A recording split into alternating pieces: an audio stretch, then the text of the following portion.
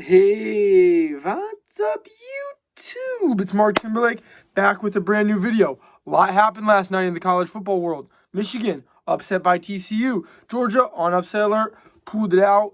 Don't need to go too in depth on that, but big controversial question about last night. Some of the calls the refs made in the Michigan TCU game, questionable. Some of the mistakes Michigan made, not the brand of football we're used to seeing them play. Big question, is TCU actually better than Michigan? That question has been asked a lot. I'm going to break it down for you. If you haven't already, go down below, hit that subscribe button so that you get notified of all my videos upon their release. A lot of the Michigan faithful subscribed. We got some of the Buckeye fans here. If you're Georgia or TCU fans, subscribe. We'll talk about them too, especially before the national championship. So, if you haven't already, go down and subscribe. Let's talk about Michigan TCU. So, first half, first play of the game. Donovan Edwards breaks it, flips the field. Michigan falls apart, gets stopped inside the 5-yard line on first, second, third, and fourth, and goal. First half, and the first half ends. Scores 21-6, all TCU. Keep in mind, a touchdown that Michigan scored, like it or not, that was a touchdown, but it got called back. We'll talk more about that later. So, go in the second half. Michigan goes out there, starts playing the Smash Fest brand of football that we know Michigan is capable of playing. Puts up a ton of points, pulls within 5. J.J. McCarthy throws a pick 6. TCU brings it back up to 20 points. Boom, 20 points, just like that. 18, something like that. TCU's up by 3 scores. Michigan fights their way back into it. They're down by a field goal. Michigan's defense is looking to make a stand. 3rd and 7. Number 1 cuts across the field, throws it. Freak athlete scores a touchdown. Just like that, 10 points.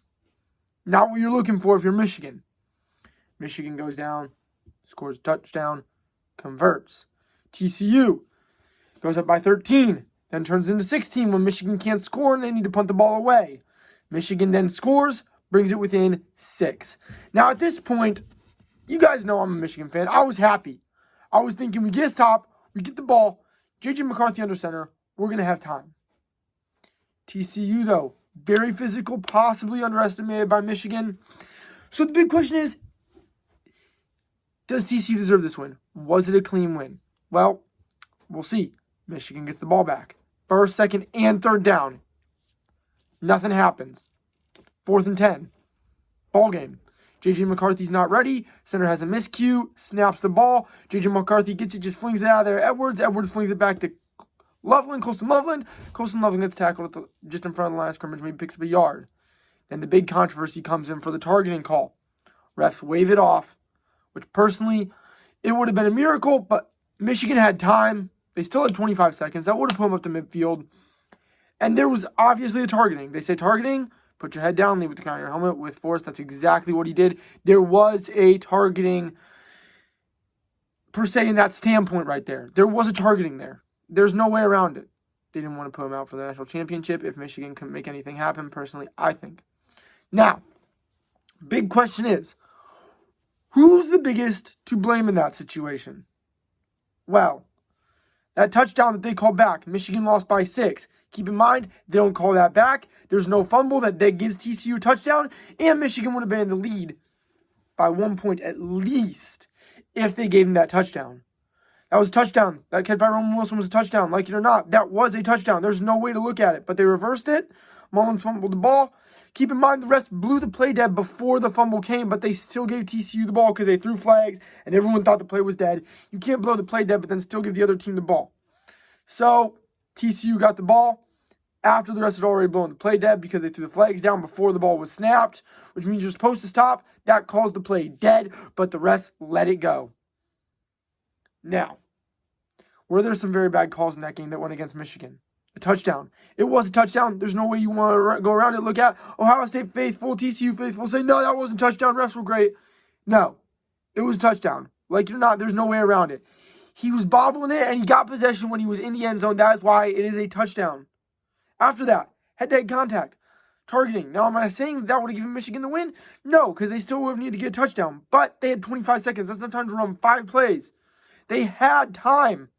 50 yards in 5 plays is very doable. They would have had time. Now, I am going to look at this, though. You say, oh, Michigan gave 3 turnovers, 2 pick sixes. Yes, but Michigan gave 3 turnovers, TCU gave 3 turnovers, so that cancels out in the end. They both got the same amount of possession time, mostly.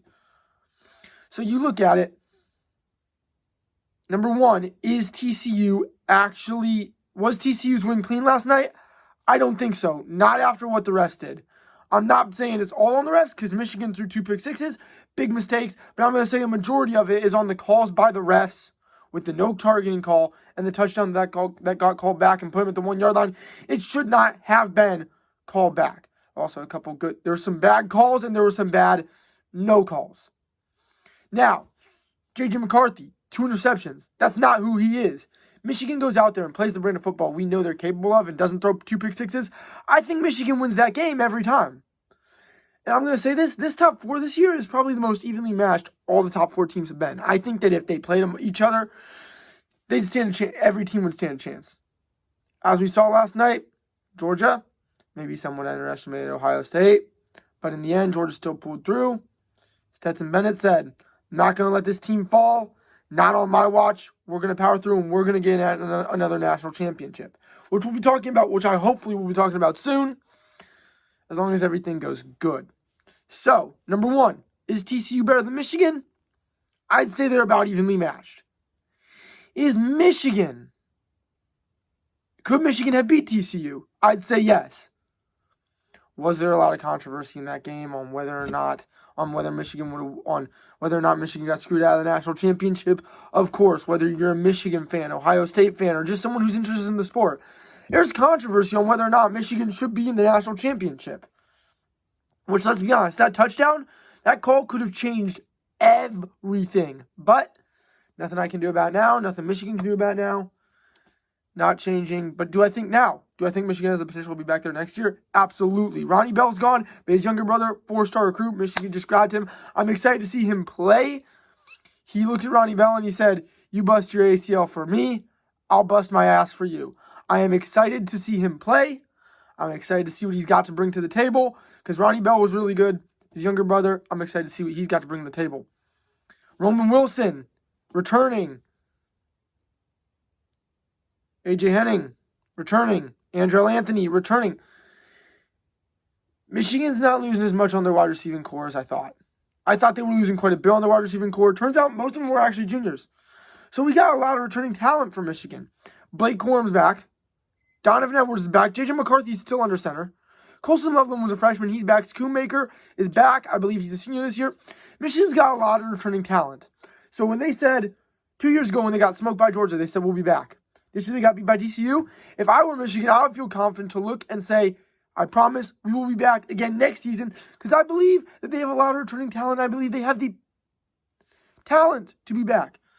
Sure, their defense needs to learn how to play in huge games under the bright lights on the biggest stage. Heartbreaking loss for Jim Harbaugh and the Wolverines. But I believe that they're too good of a team not to rebound and turn around and come back next season. And possibly win a national championship. They could. But then again, so could Georgia. So could Ohio State. You got to understand, none of the teams in the top 4 this year are by any stretch of the imagination out of having a chance at a national championship next year. They were very evenly matched. TCU, Sonny Dykes, first-year coach, brings them to the college football playoffs. Good recruiting class most likely coming in. They could be in it again next year. Keep in mind, conferences are shifting a little bit, though, especially the Big Ten with UCLA and USC being added. I'm excited to see how the California expansion goes. In my opinion, California is just a big state. Los Angeles, second most populated city in the U.S., just a way to make some more money for the Big Ten. But hey, USC and UCLA, I don't know if they're great additions. In my opinion, the team that would have made the most sense was Notre Dame, but they didn't join, so I don't know. We'll see how that expansion goes. But I'm excited to see. I'm excited to see how Michigan returns that next year. I'm excited to see how Ohio State returns next year. To be honest, I'm excited to see if UCLA and USC can bring anything to the Big Ten. I'm not sure if they can, but I'm excited to see if they possibly could. Now, overall in the Big Ten, I'm going to say this. There's a lot going on right now. Ohio State and Michigan got eliminated. There's a lot of talk saying Michigan should be in it. If you're Ohio State's kicker, I don't know, man. Hit the gym more. I mean, miss an extra point. There's no way around that. I guess you should kind of hit the gym more. If you're Michigan, hey, guys, you had a great season. You beat Ohio State. That's success. come back next season and try and win a national championship. I mean, there's nothing they can do. They beat Ohio State. Sure, maybe the refs ruined a chance for the national championship for them, but they also made some mistakes. One thing's for sure, the Michigan team I saw last night is not the Michigan team I've been watching all season. J.J. McCarthy, two pick sixes, just an interception per game in general, is not like J.J. McCarthy. Second half defense, not the kind of defense I've seen all season. I will say this, J.J. McCarthy doesn't throw 2 big sixes and Michigan's defense gets one to stop. Michigan could win that game. So a combination of mistakes, referees. I'm not going to lie, that touchdown call that got called back probably had the most to do with it because Michigan ended up turning it over. If they don't call that touchdown back, it doesn't get turned over. Michigan's in the lead by 1. TCU would have been in panic mode. One thing's for sure, TCU, they haven't fared great in panic mode. They haven't played great, done terrible in panic mode, but they haven't exactly played great in panic mode. So overall, in my opinion, if you're TCU, I wouldn't bet against you guys, but I definitely wouldn't bet on you guys in panic mode. I mean, Baylor was close. So overall, I'm going to say all these teams were evenly matched. It was fun to watch. I mean, even though they lost, I looked at it and I said, hey, yeah, maybe the ref screws have a chance for the national championship. We made too many mistakes. We got ourselves in a hole. We clawed back, but we couldn't claw our ways all the way out of the hole. And we lost. That's all there is to it. We made some crucial mistakes. A couple bad calls on us. And I'm not even saying the targeting would have won Michigan in the game. Because even though 25 seconds is a lot of time, it's time to run maybe 5 plays from midfield. So 50 yards in 5 plays, yes, very doable. Would they have? I don't know. Another big problem for Michigan, TCU keyed in on the run game after the very first play of the game. I don't know if you guys watched the whole game, but if you remember the very first play of the game, Donovan Edwards' run was phenomenal. But after that, TCU said, we're going to shut down the run game, we're going to shut them down, and that's exactly what they did. Forced Michigan to throw the ball, which Michigan was okay on. They did okay, but the defense just struggled whole second half. If they shut down number 1, Max Duggan was gone. They shut down Max Duggan. He looked at number 1. TCU's a good team, at least this season. I can't say anything about next season, but at least this season they are a good team. Anyways, guys, so there's a lot of controversy. I think Michigan and TCU are evenly matched. I think Michigan could have had the potential to win last night if they didn't make mistakes. Maybe if the one call would have went different with the touchdown, but nothing I can do about that. It's in the past. TCU, Georgia, national championship. I don't know if I'm excited to watch that because I really thought this year could have been Michigan's year, but it's not. But anyways, I'm going to cover that game, hopefully, as long as everything goes according to plan. If I don't, oh well, what are you going to do? See you guys next time. Rock on.